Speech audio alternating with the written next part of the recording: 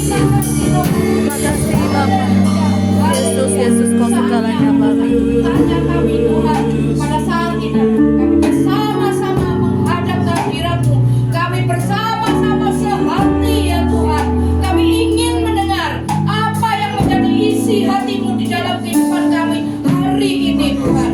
Dan pada saat ini Tuhan, kami menyerahkan ruangan yang kami pakai, ruangan hati kami, semua peralatan yang ada di tempat ini di dalam nama-Mu. Jika masih ada roh-roh kegelapan, roh-roh yang ingin mencuri firman Tuhan, kami bersatu hati untuk mengusir dalam nama Tuhan Yesus. Dan kami sekarang bersama-sama memohon kehadiran Roh Kudus-Mu memenuhi kami, bahkan juga memenuhi ruangan hati kami.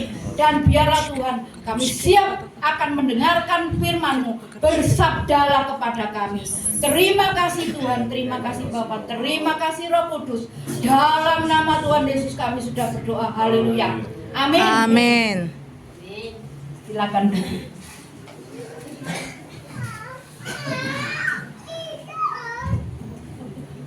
Ada amin? Amin. Puji Tuhan. Puji Tuhan, haleluya. Puji Tuhan. Haleluya. Tambah keras lagi. Puji Tuhan. Haleluya. Tuhan Yesus dipermuliakan. Amin. Untuk Tuhan Yesus. Yes. Haleluya.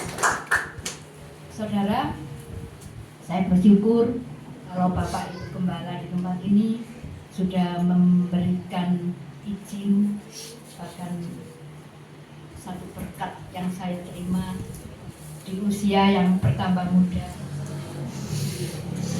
sehingga di saat ini saya sungguh-sungguh merasa bersyukur ada di tengah-tengah saudara sekalian. Dan ini adalah satu pengalaman yang menjadi satu bekal saya ke depan, yaitu miskomunikasi yang terjadi hari ini karena kurang pengalaman saya, walaupun saya tambah muda. Seperti itu Pak Gembala, Bu Gembala, dan saudara-saudaraku sekalian. Jauh hari sebelumnya memang kami sudah komunikasi dengan Tuhana, dengan Bapak Pak Jebi, maaf. Yang tadi yang faktor kalau tambah muda ini seperti ini ya saudara ya, sudah diberitahu sopo ya mang jenenge. Seperti itu yang saya alami akhir-akhir ini. Dan saudara, saya sangat senang berada di desa-desa seperti ini karena terus terang ya saudara, saya sudah bosan kalau tinggal di kota. Yang kita lihat cuma apa saudara? Mall. Kalau enggak mall ya kuliner, seperti itu. Tetapi saya bersyukur sejak saya berdomisili di Malang, banyak kegiatan-kegiatan rohani terutama itu yang memberkati kehidupan saya bersama anak dan menantu saya. Dan juga saudara, maaf saya belum mengenalkan diri. Nama saya Susana Wijaya, itu nama saya, dan putra saya hanya seorang, jadi mantunya juga satu. Seperti itu. Suami saya Tuhan sudah panggil di 13 tahun yang lalu. Kami bersyukur bahwa sampai hari ini saya boleh berdiri di tempat ini karena semua anugerah dan kemurahan serta kasih karunia yang berlaku dalam kehidupan saya. Demikian juga saudara, saya berharap kalau nanti sebentar kita akan bersama-sama belajar firman dari Tuhan. Mungkin saudara sudah sering ya mendengar firman ini, tetapi entah kenapa saya tertarik ingin membawakan firman ini di sini. Itu yang saya rindukan. Jadi mari saudara-saudaraku yang kekasih, kita akan buka bersama-sama 2 Raja-Raja ayat pasal 4. Kita bisa baca dari ayat 1 sampai 9 ya saudara.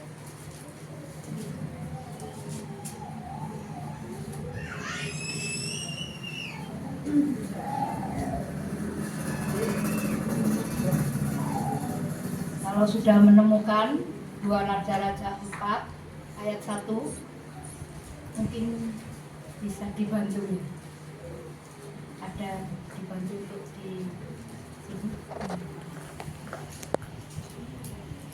Atau?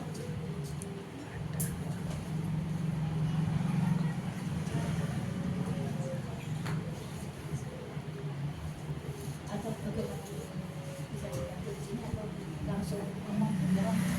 Oh, baik saudara-saudara, kita langsung di Alkitab kita. Saya mohon boleh dibacakan dari ayat 1. Mungkin ada yang boleh bantu saya. 2 Raja-Raja 4 ayat yang pertama. Minyak seorang janda. Salah seorang dari istri-istri para nabi mengadukan halnya kepada Elisa sambil berseru, "Hambamu, suamiku sudah mati dan engkau ini tahu bahwa hambamu itu takut akan Tuhan.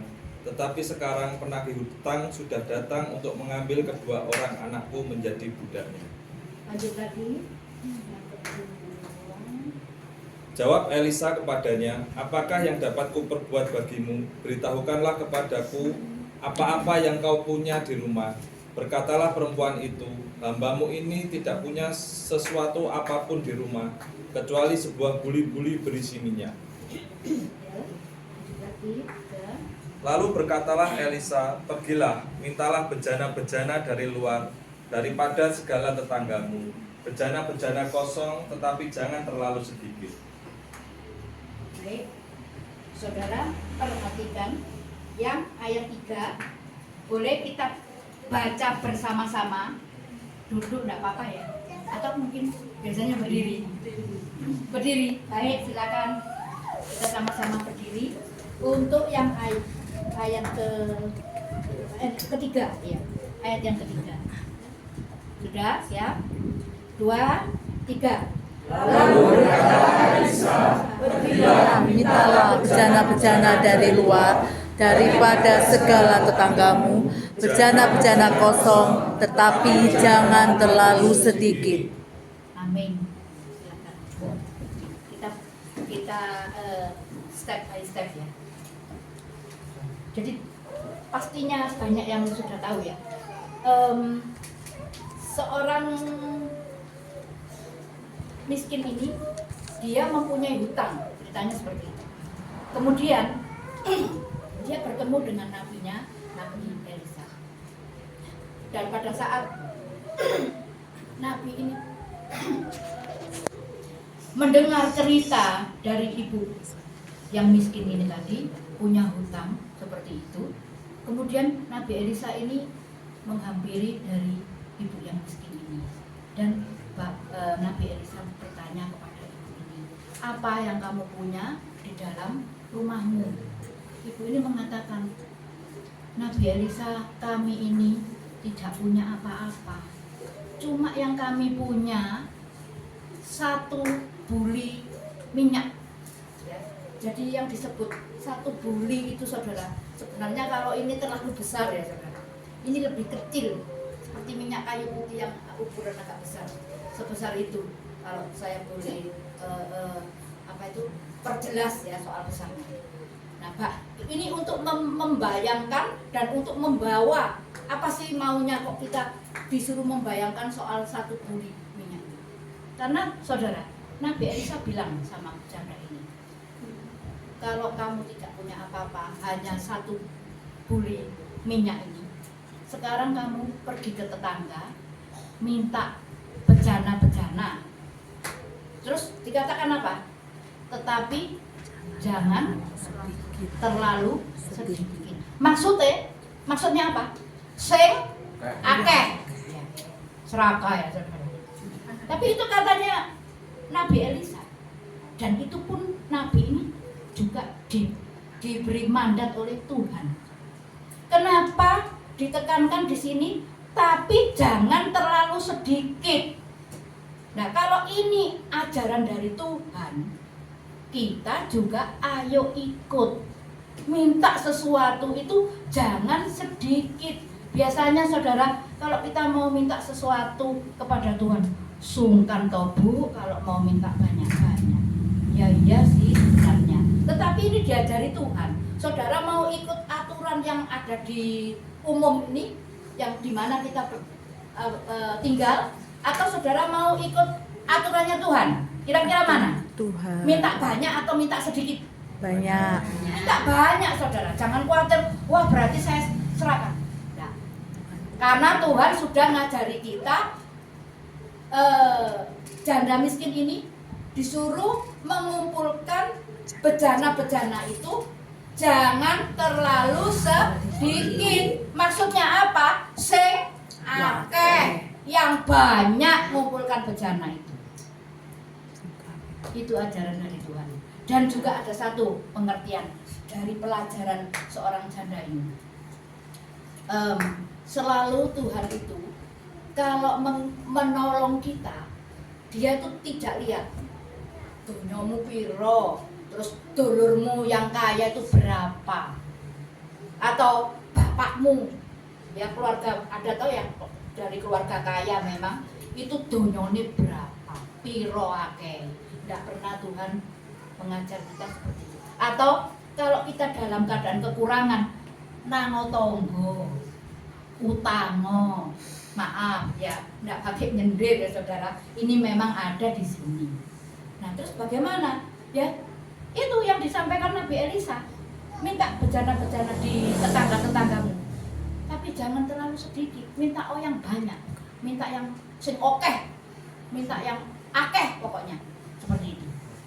Nah, maksudnya saudara, Nabi Elisa setelah mengatakan demikian, janda ini langsung berangkat cari bejana-bejana itu, saudara. Dan apa yang dikerjakan? Buli-buli yang dimiliki oleh janda ini disiapkan, kemudian bejana-bejana itu dijejer ya saudara, sak banyak-banyaknya. Kemudian Nabi Elisa bilang tutup itu. Terus kerjakan buli-bulinya, dipancurkan di bejana-bejana.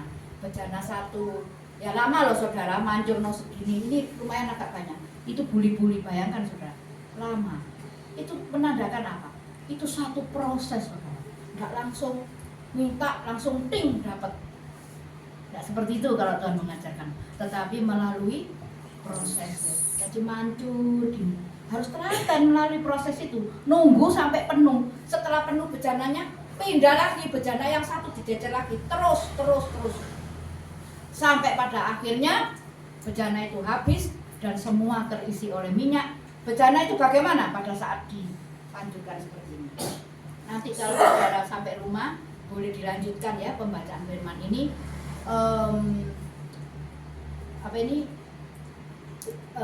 Minyaknya ini berhenti, bejananya penuh. Elisa bilang jual minyak ini. Terus disuruh apa? Setelah dijual diapain? Dibayarkan hutang. Jadi artinya apa? Maksudnya kalau kita punya hutang dan kita sudah minta sama Tuhan, Tuhan sing banyak ya Tuhan ya, untuk berkat supaya saya bisa bayar hutang. Kemudian apakah hanya cukup untuk bayar hutang? Enggak saudara, dikatakan di sini masih ada sisanya, kata Nabi Elisa, untuk kehidupanmu. Seperti itu. Saya ingat juga saudara ya, cerita yang lain di ini yang di Perjanjian Baru ya. Kira-kira apa ya yang saya ingat? Coba mungkin saudara bisa menerka apa yang saya ingat. Cerita apa yang mirip seperti ini? Tuhan juga ngomong, seberapa yang kamu kehendaki. Maksudnya apa? Maksudnya apa? Seberapa yang kamu kehendaki. Sakarepmu. Loh, enak ya saudara. Itu Perjanjian Baru, saudara. Yang di sini dikatakan jangan terlalu sedikit, yang banyak, sing akeh. Di Perjanjian Baru dipertegas lagi. Mintanya seberapa? Sakarepmu. Kira-kira di cerita apa, saudara? Ada yang tahu? Di Tuhan Yesus memberi makan 5.000 orang. Laki-laki itu yang diberi makan. Tentu yang namanya laki-laki biasanya pasti bawa istri. Kemudian bawa apa lagi? Anak. Bawa anak. Nah, ya setelah dibagikan 5 roti dan berapa? 2 ikan, itu semuanya kenyang. Dan dikatakan masih ada apa? Sisa 2. Sama ya, sama yang minyak ini. Ini juga ada sisa. Nah seperti itu. Coba kalau pada waktu itu yang di 5.000, Tuhan Yesus memberi makan 5.000 roti. Seandainya kita ada di sana, saya ya, langsung saya tentu pulang itu mesti tak bungkus. Betul kan? Nggak malu-malu saya saudara, langsung tak bungkus. Seandainya saya bungkus di saat kejadian itu, kira-kira masih ada lebih nggak rotinya? Pasti lebih. Karena apa? Dikatakan Tuhan apa? Sakarepmu, seberapa yang kamu kehendaki, engkau seberapa yang engkau kehendaki. Nah ini juga sama, yaitu jangan terlalu sedikit kalau minta yang banyak. Dan Tuhan memberkati kita itu tidak pakai saudara disuruh pinjam ke sana kemari. Dalam artian ya saudara, Bu, bagaimana kalau saya sudah terlanjur punya utang? Ya enggak apa-apa saudara. Itu tadi caranya kita datang kepada Tuhan. Atau bila mana perlu, boleh saudara menceritakan kesulitan, petunjuk apa yang mungkin dari Bapak Gembala. Seolah-olah Bapak dan Ibu Gembala kita ini sama statusnya dengan Nabi Elisa, karena beliau ini utusan dari Tuhan. Tentu petunjuknya itu adalah pastinya dari Tuhan. Percaya deh, kalau ada urusan gimana ya saya ini masih punya utang, langsung minta pembimbingan dari Bapak Ibu Gembala saudara. Tuhan tidak sembarangan menempatkan Bapak dan Ibu Gembala di tempat ini saudara. Ada maksud Tuhan supaya jemaat ini dibangun dengan satu pertumbuhan iman yang semakin lama semakin tinggi di hadapan Tuhan.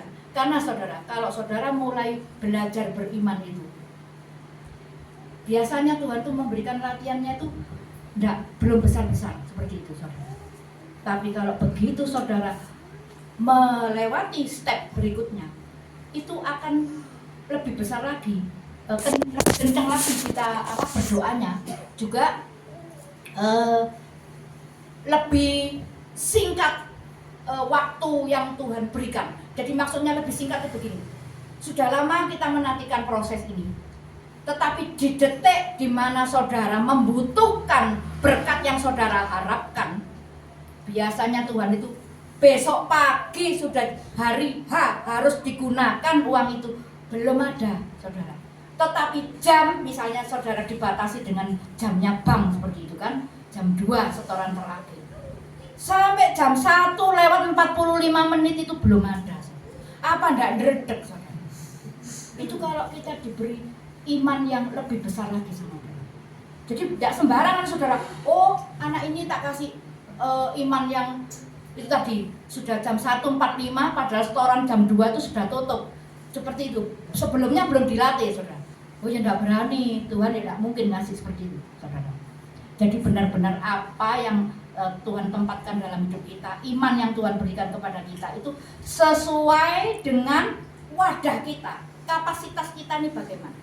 Nah bagaimana supaya kita bisa diberkati Tuhan dengan ya seperti yang tadi dikatakan, minta yang oke, minta yang banyak. Bagaimana? Kita siapkan pribadi kita, rohani kita. Jadi maksudnya disiapkan itu apa? Firman Tuhan itu kalau ngomong, kasihi musuhmu. Tapi ngergetno loh Tuhan orang ini.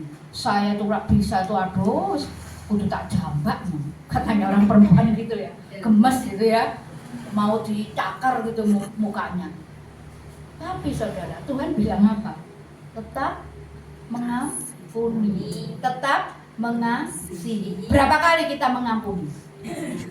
70 kali 7 kali dalam satu hari. Banyak loh saudara. 77 kali 7. Hitungan dewe. Nah, itu dalam satu hari mengampuni. Nah, jadi kalau gemes-gemes seperti itu, aduh Tuhan jangan sampai 1 hari. Karena Tuhan juga mengingatkan, jangan sampai matahari terbenam. Seperti itu yang dikatakan Tuhan. Nah, kalau kita mau dengar apa katanya Tuhan, sudah saudara, jangan khawatir. Ya tadi saya berikan contoh 1:45. Sebelum jam 2 teng-teng itu, Tuhan sediakan berkatnya. Kenapa saya berani mengatakan demikian? Saya sudah mengalami. Yaitu saudara, di saat detik-detik menjelang suami saya dipanggil Tuhan, di detik itu saudara, suami saya mengalami kecelakaan tunggal ya saudara. Dan pada saat kecelakaan tunggal yang terjadi paling terakhir itu, sebelumnya itu sudah kecelakaan. Dan dokter sudah berpesan, jangan bawa sepeda motor. Tapi saudara, ini hal yang baik. Pagi jam 5 berangkat naik sepeda motor mau doa pagi. Suami saya kecelakaan tunggal. Ada tanda yang di tengah jalan itu, saudara, itu ditabrak sama suami saya. Jam 5 itu masih gelap ya. Dan matanya suami saya ini ada silinder. Silinder kan memang agak susah disembuhkan seperti itu. Tetapi saudara, kok aneh ya Bu ya, orang mau berdoa kok malah kecelakaan. Ya, katanya Tuhan, rancanganku yang ada dalam hidupmu itu bukan rancangan kecelakaan. Ingat itu saudara. Tapi ini kok kecelakaan? Ini saya pada waktu itu. Kenapa Tuhan? Mau doa pagi ini, kenapa suami saya harus kecelakaan? Itu saya pernah lakukan. Tetapi pada saat itu terus di dalam merawat suami saya, di situ banyak waktu untuk saya mendengarkan firman bersama suami. Di situ Tuhan itu berbicara, bukan bicara audible di telinga saya, bukan seperti itu. Banyak cerita-cerita Alkitab yang saya putar berapa hari itu saudara. Itu mengingatkan saya, kamu kok masih ngomel sih nak? Berapa kali katanya Tuhan, aku ini sudah menolong kamu. Memang benar saudara, saya menikah nggak punya uang saudara. Tapi ya itu yang namanya iman. Maksudnya Tuhan, kamu action dulu. Kalau kamu nggak action, ya nggak ada akan yang terjadi. Jadi maksudnya action itu apa? Bergerak, jalan, terus karena kamu kan nggak punya uang yang cukup untuk menikah, ya sudah cari pinjaman baju pengantin, terus cari siapa yang bisa make up saya, seperti itu kan. Terus kemudian cari tempat pertemuan setelah diberkati, nanti makannya di mana. Saya bilang Tuhan, dibuat makan, untuk pemberkatan aja itu nggak cukup. Tapi saya harus jalan, itu yang pernah saya ingat di masa sebelum menjelang suami saya. Dan memang betul-betul tidak ada uang yang saya pegang. Dan tahu saudara, apa akibat dari kecelakaan ini? Suami saya itu langsung lumpuh total. Dan sebenarnya saudara, kalau lumpuh itu, dia tidak boleh langsung ditolong, digendong sendiri gitu saudara. Karena saya tidak mengerti, orang-orang di jalan itu juga sama-sama tidak ngerti. Saya pokoknya naik taksi, kaki dan tubuh suami saya dibantu sama bapak-bapak yang ada di situ. Sepeda motor suami saya diamankan, sepeda motor saya juga diamankan. Tidak tahu siapa, pokoknya pun Bu, jenengan tinggal. Saya mampu, suami saya bawa ke rumah sakit. Di rumah sakit bilang apa? Rumah sakit yang cukup ternama di kota Surabaya. Mereka bilang, Bu, di sini tidak ada tempat. Maksudnya apa? Rumah sakit kamarnya itu ada, tempat tidurnya ada, saudara. Tetapi jenis kecelakaan yang dialami suami saya sampai lumpuh total ini tadi, itu harus berdekatan dengan satu alat. Alat ini untuk menggantikan pernapasan dia, seperti itu. Dan apa yang terjadi, saudara? Saya menghubungi teman dari suami saya ini. Kebetulan dia adalah staf dari rumah sakit swasta yang lain yang cukup terkenal juga di kota Surabaya. Dan di situ ada tempat, saudara. Sebenarnya ada. Karena rumah sakit yang pertama ini sudah mencari yang di rumah sakit yang ada temannya suami saya. Dan saya telepon langsung, ada tempat, saudara. Itu di detik yang memang yang saya ceritakan 1:45 sampai jam 2 itu. Di detik itu Tuhan menolong suami saya dan Tuhan. Saya juga bingung, Tuhan kalau tempatnya sudah ada, lah uangnya gimana? Tapi ya gimana itu saya tidak tahu, saudara. Pokoknya berangkat, tak bawa itu diangkut ambulan dipindahkan. Dan di situ juga Uang yang saya punya itu hanya cukup untuk 3 hari. Karena suntik itu. Dan di hari terakhir saya tidak bisa beli obat. Suami saya tanya, "Mam, hari ini kok aku nggak dikasih obat?" Saya bilang, "Oh, mau sembuh, besok pulang." Karena itu sudah keputusan saya. Bagaimana saudara, saya sudah tidak pegang uang? Apa enggak suami saya tak bawa pulang?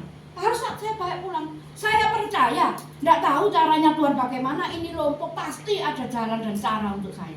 Itu yang saya dapatkan tadi. Nggak lama saudara, suami saya ada di rumah sakit itu cuma 2 minggu.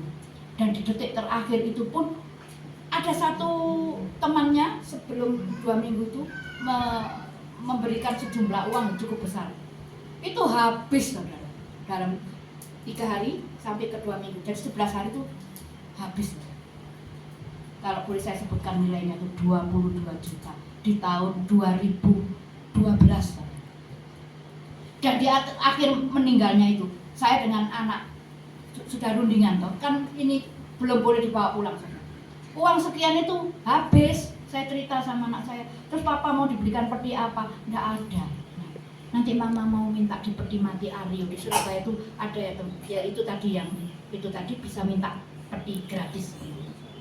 Tetapi saudara, seperti yang saya ceritakan tadi, Tuhan itu semakin menguji saudara itu tambah muepet, tambah dipuepet. Ini kepingin tahu bagaimana imanmu sama Tuhan. Wah, pokoknya saya ini tidak peduli, mau minta mau apa saya juga tidak malu. Dan Tuhan tidak pernah mempermalukan anak-anaknya. Kembali lagi, rancangannya adalah rancangan damai sejahtera. Ingat itu yang terus saya pegang. Dan lagi temannya telepon lagi, cek rekening. Saya juga luar biasa jombol ya, kaget saudara. Kemudian apa saudara? Saya tidak jadi minta peti mati. Kemudian disemayamkan di rumah duka di Surabaya, itu adalah tempat rumah duka.